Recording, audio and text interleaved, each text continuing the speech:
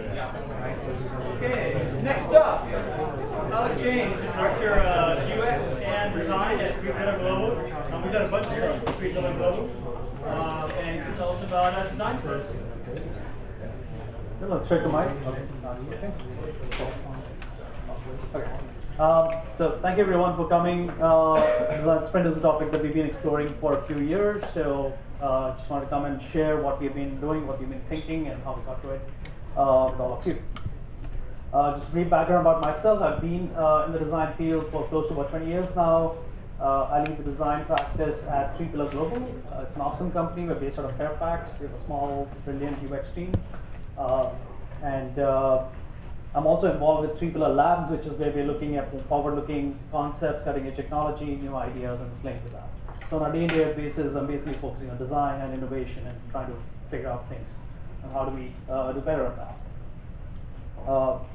So we have about 30 minutes. I know the time is a bit of a constraint, but I'll try to keep some time for Q&A towards the end. If not, then we can always connect later on and talk more about it.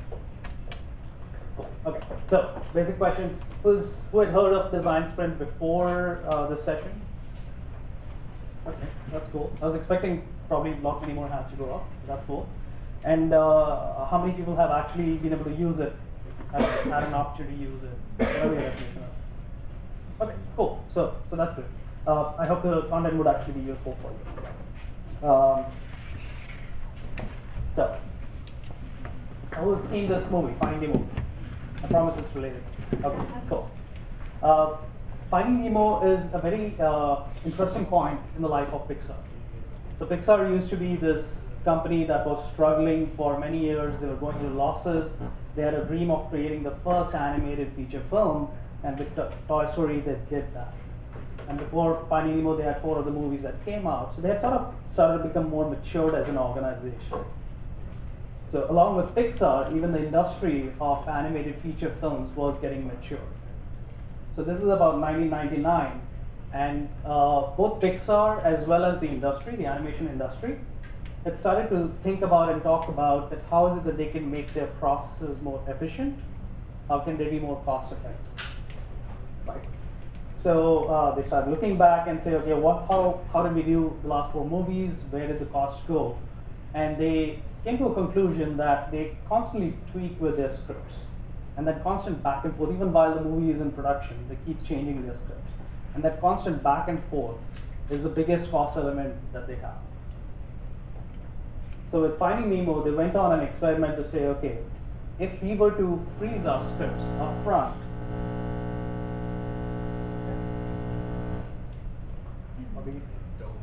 don't move. So they went with the idea that if we were to freeze our scripts up front before we go into production, we would be much more cost effective. Right? So this is Andrew Stanton. If you don't know, he's one of the writers for Finding Nemo. So once he was done with the script, he went and presented the script to the folks at Pixar. And his presentation was brilliant. Everybody loved it. John Lasseter, was the original director for Toy Story, got up and said, you had us at the word fish. It was very impressive. And he talked about the story. It was a complex story. He talked about the story where Nemo, who's in Australia, in Sydney, in a fish tank, what's going on in Nemo's life and what's going on in Nemo's dad's life while it is going and looking after Nemo, and the flashbacks of why they got to where they are to. So all these parallel stories were going, and he did a brilliant job explaining all that. And it was given a go-ahead that, okay, let's go ahead and build this movie. But as they started going to production, those elements, those parallel stories, they figured out are actually more confusing. On the screen, it was very difficult to follow all those parallel stories going on. So as they got into it, they figured out they need to iterate the script, they need to change the script. So they fell back on their original ways of doing things, and they went and changed those scripts and kept iterating and iterating and iterating. And in the end, Finding Nemo was, I believe it's the highest grossing animated feature film of all times. So Pixar said, okay, maybe it wasn't that these freezing of the scripts is still an idea we should go after. It's just that we were not able to do it with Finding Nemo. So they tried this a few more times, but every time they came back to the conclusion that this idea of doing something, building it up, getting some feedback on it, and iterating through that process is extremely, extremely important from a creative standpoint for anything that they do. Another interesting tidbits around Pixar, Monsters Inc. The original story of Monsters Inc., I don't know how many people know this, but was about this old man who used to be afraid of monsters in his childhood. So he used to draw out those monsters in his diary to sort of block them. And as he grew older, those monsters came out, and the story was really about how would he actually fight his fears represented by those monsters. That was kind of the original story of Monsters. And in the end, it was absolutely different. So this idea of thinking of something, building it, getting some feedback, and going back and keeping that iteration process going on is very central to the success of a company like Pixar, which is in the creative space. Now this process, you might find it similar to the design process, right? I mean, you can name these circles something else, but broadly in the same spirit. We do some research, we do design, we validate it through user testing, things like that, right? The challenge that we have had in the past has been that this process used to take weeks and months for us to do. So that cycle became very difficult to do. So if you've built something over a few months, it's very difficult to go back and iterate at the starting point and say, now we're going to start doing it very differently. Right? From a business standpoint, it becomes difficult. Even from a creative standpoint, it becomes difficult. So you're looking for ways to shrink it down, say, can we do this entire thing within a few days to maybe a couple of weeks? And that's kind of where the idea of design sprint came in. There's a wonderful quote by Joe Ito. He is the director of MIT Media Lab. At a Bridge conference, he mentioned this, that if you want to increase innovation, you want to reduce the cost of failure. So if you make that process, this is very similar to what if we were working on something wrong? If you're spending months on it, the cost of working on something wrong is huge. If you can reduce that, you can lead to more innovation. So the question became, how do we reduce it? And we basically came back to these three things. One is the idea of embracing something in long term. You don't have to solve all the problems up front. You don't have to, in those first 3 months, we don't have to solve the entire design problem. You don't have to boil the ocean there, right? It takes time. It takes several iterations for a design to mature and reach its potential. And that's it. So one idea was embracing a long term. The second is to simplify our methods. So the UX methods, the interviews, usability testing, card sorting, etc., those are methods that were originally created probably decades ago. I've never researched that, but I've been using them for a long time. And those methods have largely remained the same. They've progressed, but you could challenge some of the key assumptions there. To give an example, when you talk about user interviews, the user interview process, you first do some preparation of the user interview. You're creating a questionnaire. You're structuring your interview in a certain way. When you're running the interview, you're constantly making sure that, okay, you have all the questions covered or not, going through that kind of a structure. And I had a wonderful conversation with Indy Young a few weeks back. For those who don't know Indy, he's one of the founders of Adaptive Path. She's written a book about mental models, and there's another one coming out on empathy. But he talked about that user interviews don't have to be this structured interviews. They can be what she calls as listening sessions.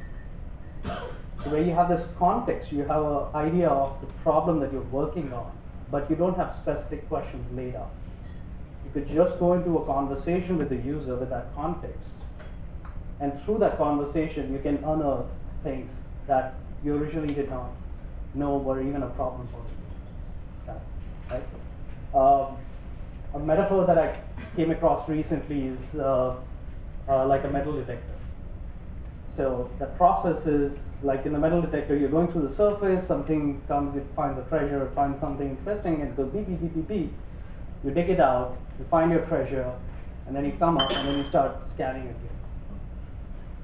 That's a very similar concept in listening sessions. When you're talking to these users, something interesting comes. You go deeper into that topic, you find some clear insight, and then you come back again and you go broader in the conversation with them. Right? So that's an example of how we could simplify something where we don't have this huge structure that we have to create around the questionnaire. We don't have to retain that structure during the interview process. You don't have to be governed by all that. So it could be as simple as setting up a conversation with the user, having some context of the scope of the problem that you want to talk about, and then go from there and have a conversation. The third piece is probably the most obvious one in this, which is increasing collaboration. So instead of one person doing it in isolation, or two people doing it in isolation, and then going and sharing with other folks, get the feedback through that process, if you can be more collaborative, working. If you have more cross-functional people sitting in the same room while you're doing the design and you're doing stuff that way, you can increase the speed tremendously.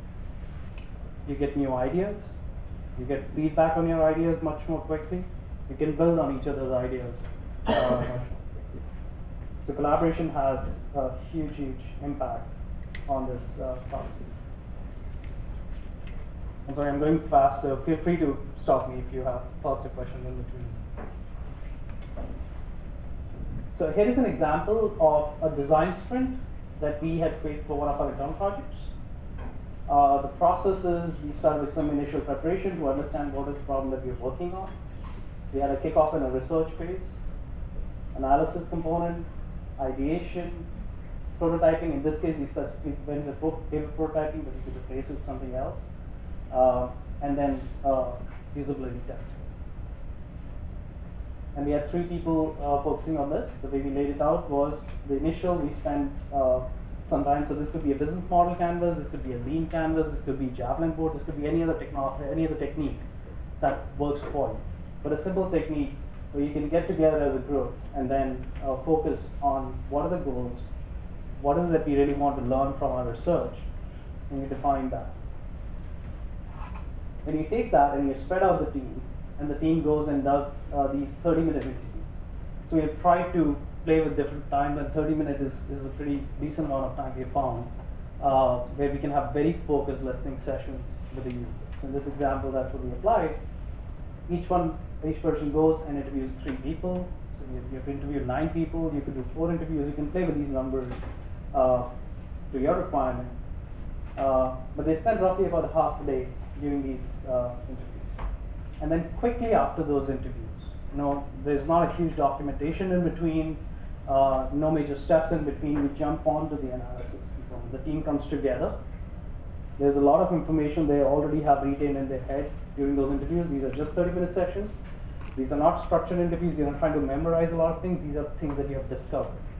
There's a lot of information that's already there in your head. We do record our interviews, so we can go back and look at the transcript also. But the idea is that you can quickly move into the analysis session. The team gets together and focuses on, okay, what are the key insights? What are the key learnings we had from those interviews or those listening sessions? Spend roughly half a day going through, doing affinity mapping to figure out what are the trends, what are the insights. And from there, we get into ideation and prototyping element, where so this is spending 3 days, 1 day out of that, so about 30% of the time is on collaborative brainstorming. And then the designer goes and takes those ideas and details it out. That's your think alone time where you can go deeper into some of those ideas. You do that 1 day, come back, do that next day, do that next day.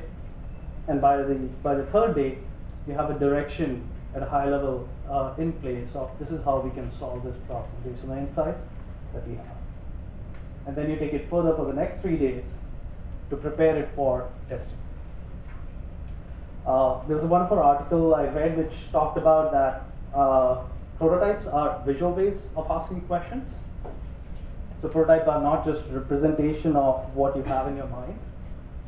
So because we follow this process, when it comes to prototyping, we're trying to really prepare for testing. We're not just trying to record our ideas. We're trying to prepare for testing. And that further sort of focuses our efforts to say, okay, what is it that we really want to test within these tools? So the prototype is focused towards that. Similar kind of a process. There is a collaborative element, and there is this element where you just have this work time, where you go deeper. And then, similar to how we did the initial research, we do the evaluative research around usability testing through the same process. The team goes out, does the testing, and then comes back with the report. So we go from point 0 to testing in roughly about 2 weeks with this approach. So was it good? Okay. We are not the only ones obviously talking to design sprint. This, I'm guessing a lot of people would have seen this. This is Google's design sprint. Google Ventures has their own design sprint. They have a 5-day structure.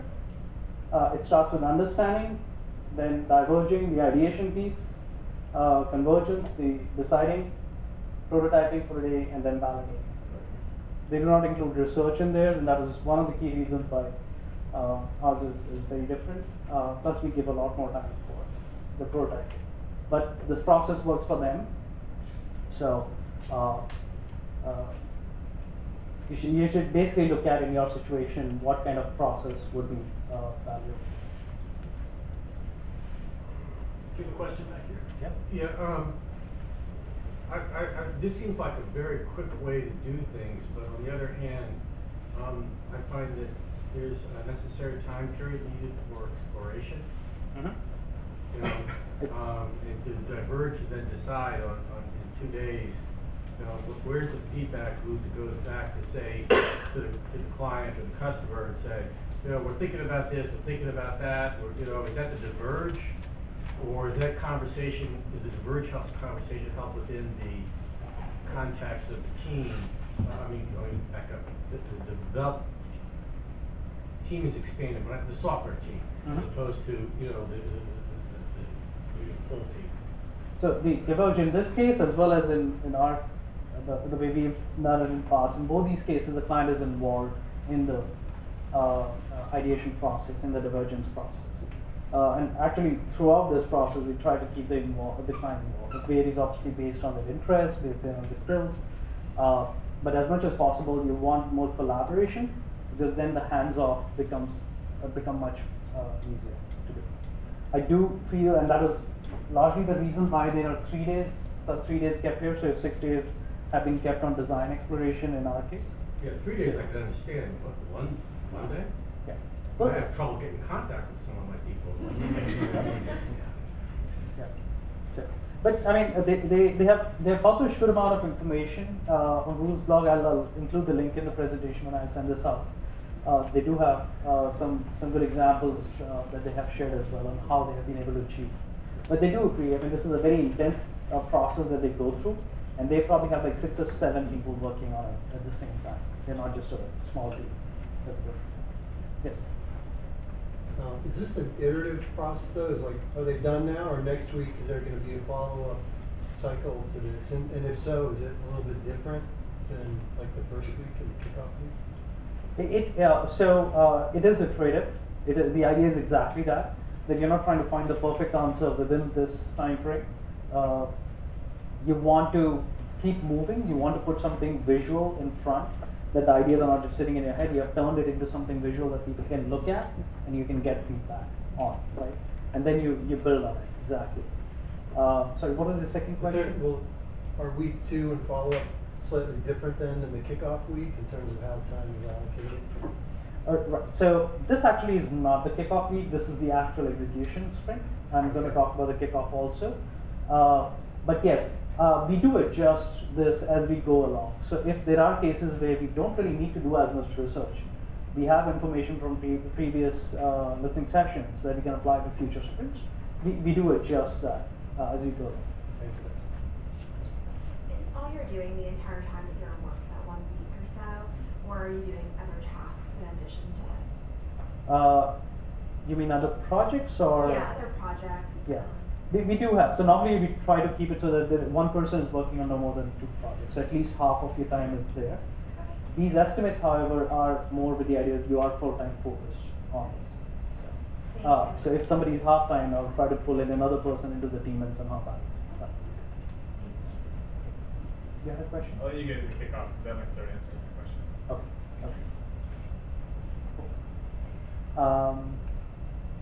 Cool. So I think that is exactly the next topic. So yeah, so this is a 2-week sprint. It goes on in iteration, and then before this we had the foundation sprint, sprint 0, kickoff, whatever you call it, right? And this is where and this is not design specific. This element is not just design specific. This is a product discussion that we have with the customer, with the business stakeholders, where we are doing business model canvas, where we're doing some kind of affinity planning on the stories. We're just brainstorming stories and then doing some kind of affinity planning on those stories. We're doing prioritization from a business standpoint, as well as from a technology standpoint. We're doing a very high level affinity estimates of high, medium, low t-shirt sizing kind of thing. So this is roughly a 2-week process in itself. At the end of it, we have a backlog. We have a prioritized backlog that comes out of it, which then further informs this. The transition between these two is, however, also important, that a lot of these things end up finding more features, obviously. That's how people think. They tell you about their problem in form of a solution. They say, we need this solution, and you have to interpret and say, oh, it's because you have this problem that you're trying to solve. That's why you're asking for the solution. So that transition is important over here. And so more recently, we started focusing on the how might be statements or something like that to back off from the features that they've asked for and say, what is it that the problem that you're trying to solve from a user standpoint? How might we help our customers get better understanding of their data usage on a monthly basis, something like that. So I'm not going too deep into this, but I'm happy to answer any questions you have around the kickoff piece if you have it. Yeah, one of the things that I've seen in running design sprints at my old company and even now my new company is when you have an application that consists of a bunch of different disparate features, you don't take time to think about how they all might play nice together. Doing a bunch of design sprints, you might end up building 16 different user experiences. Right. And that's very important. That's the second part of this, which is the refactoring sprint. That the refactoring concept exists in the technology space, and engineers do this. In the design also, we need to do it. There is that, because you're focusing on 2 weeks at a time, you're focusing on one problem at a time, just like you said. There are going to be inconsistencies that will come up in the design. But if you keep moving, if you have flexibility to keep things moving and keep changing these things, then you can say, hey, it's been 3 weeks, we feel that there is enough inconsistency, or there is something we need to relook at some of this, and need to go back and redo some of the stuff that we did in the first sprint. That's where the refactoring sprint comes in.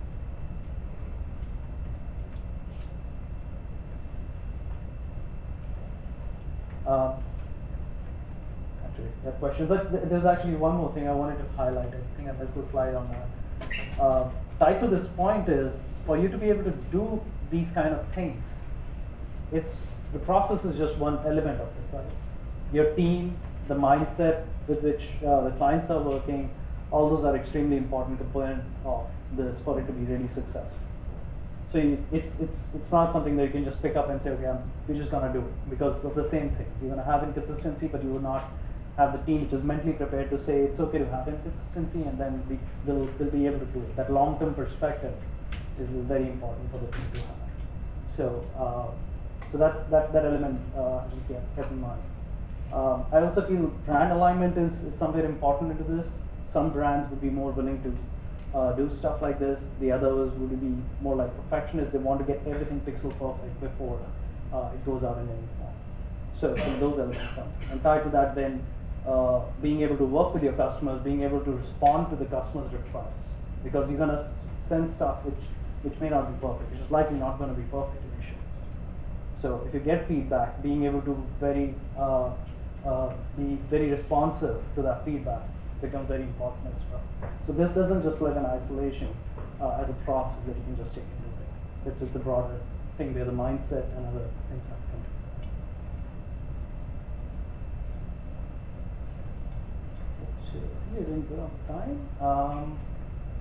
But yeah, any other questions? Yes. So, continuing on my comment before with the kickoff sprint and even the refactoring, are there any tools or activities you do as part of kickoff to help guide the sprints? Like, do you do an overall sitemap or information architecture that might help guide each sprint, think about how the pieces plug in together? So that's a part of that initial kickoff story brainstorming. So we do story brainstorming. We don't do actual. So rather, let me make sure I understand your question. Is the question that you need to have the overall navigation structure worked out to be able to take a component? Any activities behind just identifying all the stories to discuss how they connect together, whether it's a site map, storyboards, IA, whatever the artifact is. I'm just wondering if you do any activities. That itself could be a sprint Okay. at a high level. If that is a foundational thing you have to work out, then that could be a sprint itself. Can you talk about a little bit about how this works with Agile and Agile sprints? You mean on the engineering side? Yes. Yes. So in an ideal world, these two are the same thing. In the true spirit of Agile, when you write a story, you're writing, okay, as a user, I should be able to do X, Y, Z. And you're trying to figure out the design and the engineering and everything together in that one sprint. But that requires a huge amount of collaboration. And in our case, we have remote teams. We have a team in Romania and India that we are working with. Plus, we have a client team which could be in a different location as well. So, so it does happen that the design sprint would be maybe 2 or 3 sprints ahead of the engineering sprint. But we do try to involve the engineering into the design process as well, and then try to shrink that gap.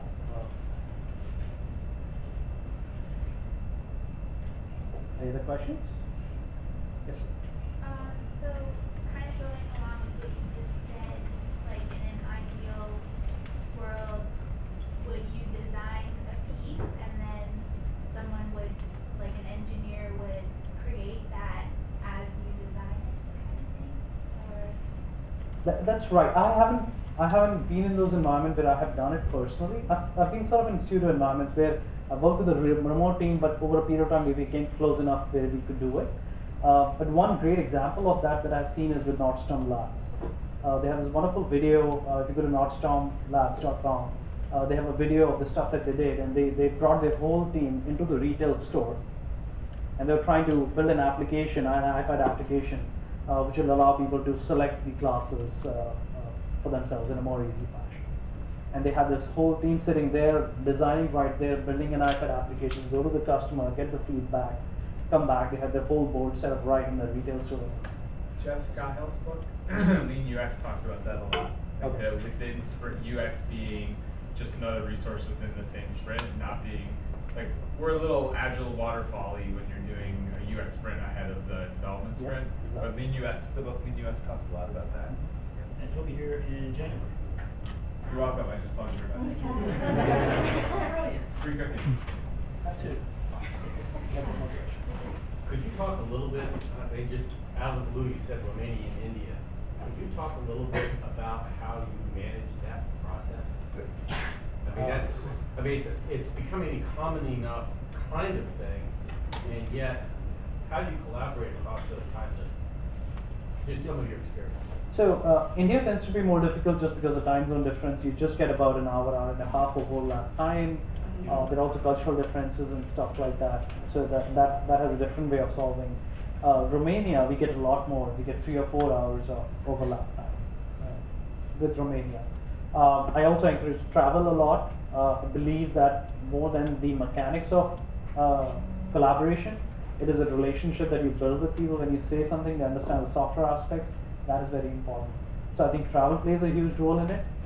If you can get your team to travel here or you travel there on a regular basis, build that relationship, then your daily conversation, whether your stand-ups or these brainstorming sessions or conversations in general, will go along. More specifically, with Romania, I've been more successful at sending over the designs, and then coming back, they're coming back and saying, this is crap, this doesn't make any sense. I'm not just going to do what you say, kind of a thing. So they provide their input and say, okay, this is what we think is the right way of solving this problem. And it becomes very collaborative just by that nature. In case of India, we have had a different experience where we had to sort of pull it out of people a little more, so guide them and involve them a lot more. And then it comes through. The previous example that I was mentioning about the pseudo experience I had of working this together was with the India team. It was a very small team. I was working with a product organization. I was a product manager, BA, UX, all 3 startup company in Agile. imagine my boss sitting in California, the team in India of 2 people. But because we kept working with each other over several months and years, the relationship became such that we could do stuff in the same space. Does that answer it? It's not easy and it takes some time.